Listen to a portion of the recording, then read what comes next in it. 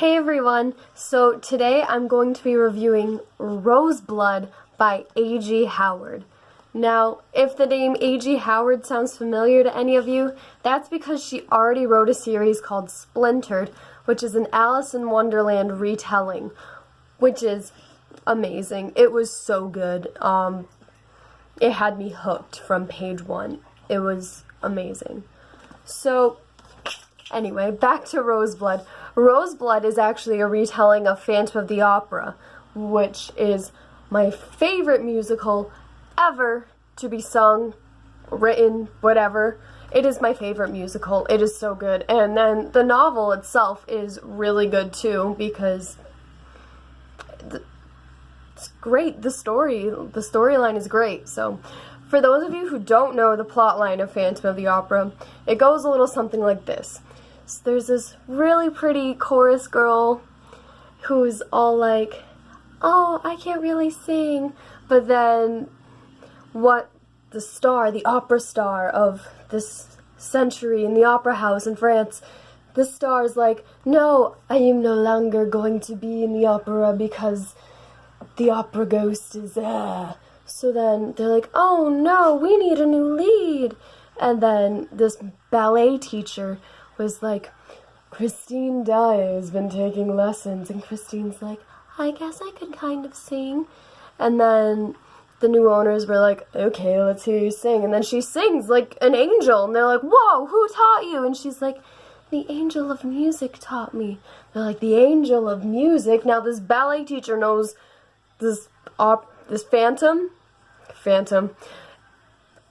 angel, the angel of music. There we go. Now I'm caught up. The angel of music is actually the Phantom of the Opera, which is collecting like bribe money from the owners, so he won't like tear down sets and all that good stuff.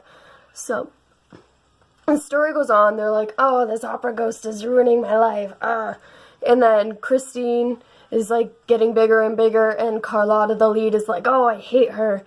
And then the Phantom is falling in love with Christine, but Christine kind of loves him, but she's also in love with this other guy, Raoul, who was from her childhood and like super rich and handsome.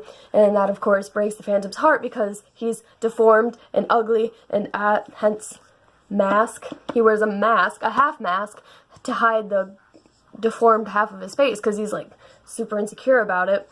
So Christine runs off with Raoul, handsome guy from her childhood, but then the Phantom captures Christine at one of her shows. She's in one of the operas.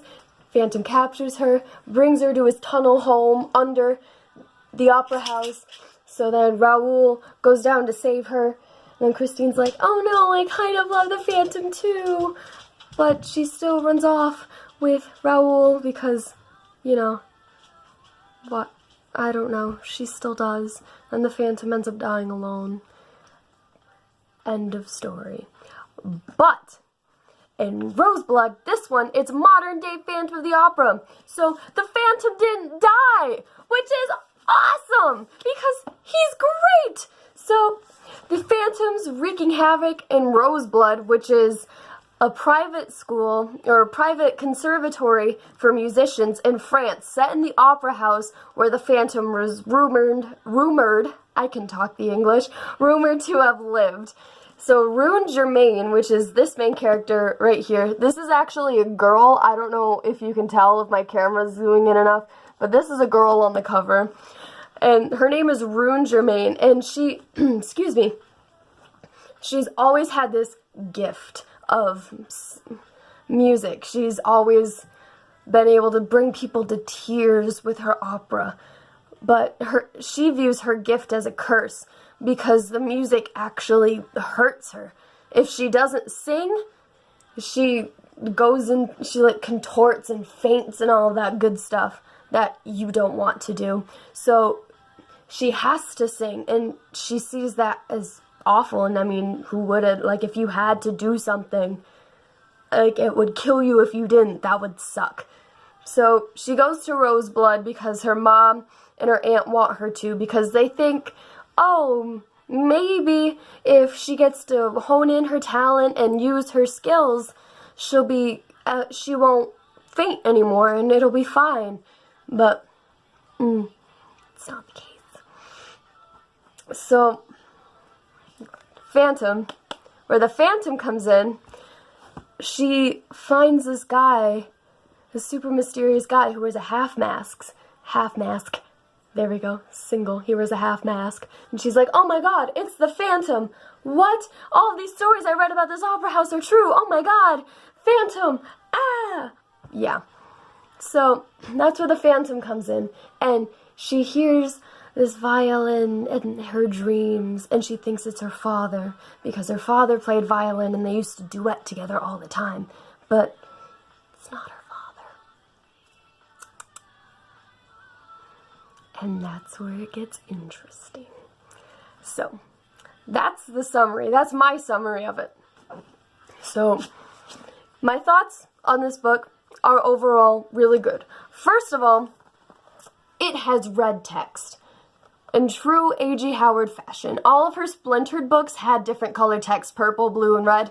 It has red. And, I love colored text. Like, books that have colored text are like heaven sent. Authors, if you're watching, please, colored text. Thank you. So, there's a lot of magic and a lot of plants, just like in Splintered. I don't know what she has with plants, but they're in all of her books. So, if you like that sort of thing, that's great. So, oh, I forgot the stats. So, stats, I have a little paper over here with everything written down. So, this was published by Amulet in 2017. I think it was in September. I'm pretty sure, excuse me, pretty sure this book was released in September because I had it pre-ordered and I was super excited to get it.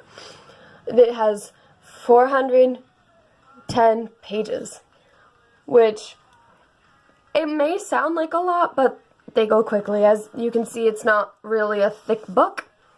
I think they're just kind of packed in there or something. I don't know. I didn't think it was going to be 400 pages, but happens. So, Goodreads gave this a 3.4 out of 5. Barnes & Noble gave it a 4.3 out of 5. And that's a pretty good score because, well, for this book, it's pretty accurate because I expected more because I read Splintered and I loved it. But there were some parts of this book where I was like, oh, yes, oh my goodness, this is perfect. And then there were other parts where like, oh, more details, please, don't hold out on me. So, it really ran the spectrum, but overall, it was really good. So, my final score is going to be a 3.5 out of 5. It's still great, but I wanted more. And so, final thoughts on this book? Read it. It is not as good as Splintered, but it was Splintered was an entire 4-book series, and this was 1 book. So, maybe that has something to do with it. You could get more out of 4 books than you could 1. I don't know. So, final thoughts. I wanted a little bit more, but overall, it was still a really, really good book. So, please, go, get this book, read it, and if you do, leave, like, something in the comments. Leave your thoughts. Be like, yeah, I totally agree. Yeah, I agree. Oh, yeah, I really liked this thing. So, yeah. Read it. Alright, thanks for watching.